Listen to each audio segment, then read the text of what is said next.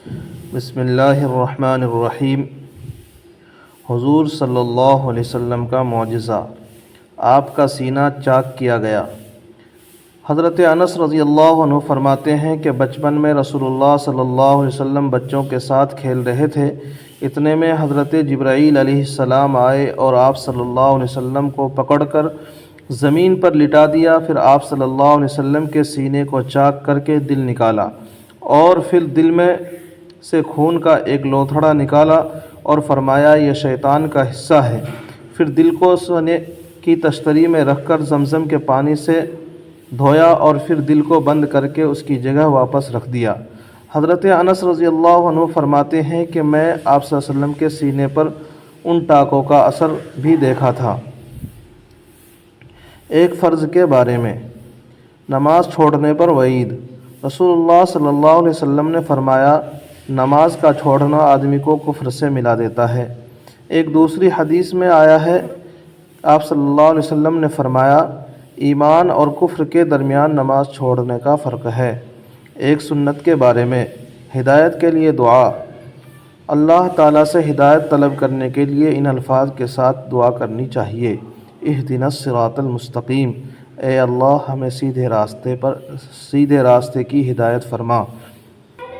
رسول اللہ صلی اللہ علیہ وسلم نے فرمایا جو شخص ہر نماز کے بعد 33 مرتبہ سبحان اللہ، 33 مرتبہ الحمدللہ، 33 مرتبہ اللہ اکبر، یہ کل 99 مرتبہ ہوئے، اور لا الہ الا اللہ وحدہ لا شریک لہ، لہ الملک و لہ الحمد وہو علی کل شیء قدیر، یہ مل کر 100 ہوئے، پڑھے گا تو اس کے گناہ معاف ہو جائیں گے خواہ سمندر کے جھاگ کے برابر ہو۔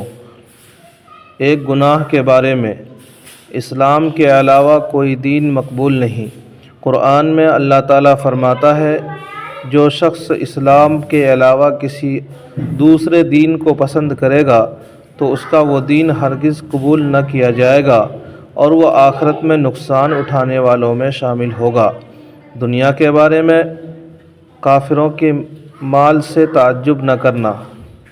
قرآن میں اللہ تعالیٰ فرماتا ہے تم ان کافروں کے مال اور اولاد سے تعجب میں مت پڑنا، کیونکہ اللہ تعالیٰ دنیا کی زندگی میں ان کافروں کو عذاب میں مبتلا کرنا چاہتا ہے، اور جب ان کی جان نکلے گی تو کفر کی حالت میں مریں گے۔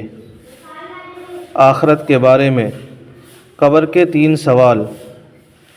ایک مرتبہ رسول اللہ صلی اللہ علیہ وسلم نے فرمایا مومن بندہ جب قبر میں پہنچتا ہے تو اس کے پاس 2 فرشتے آتے ہیں اور اس کو بٹھاتے ہیں، پھر اس سے پوچھتے ہیں کہ تیرا رب کون ہے؟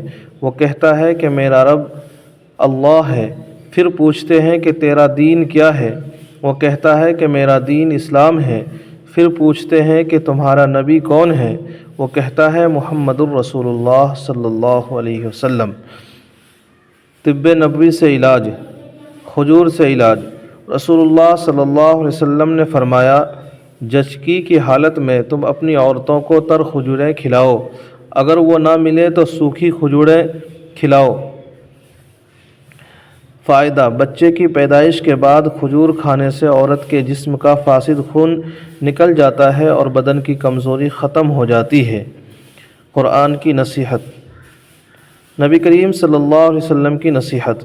رسول اللہ صلی اللہ علیہ وسلم نے فرمایا جب تم میں سے کسی کے ہاتھ سے لقمہ گر جائے تو اسے اٹھا لے اور صاف کر کے کھا لے، شیطان کے لیے اسے نہ چھوڑے، اور کھانے کے بعد جب تک انگلیوں کو نہ چاٹ لے ہاتھ کو رومال سے نہ پوچھے، اس لیے کہ معلوم نہیں کہ کس دانے میں برکت ہے۔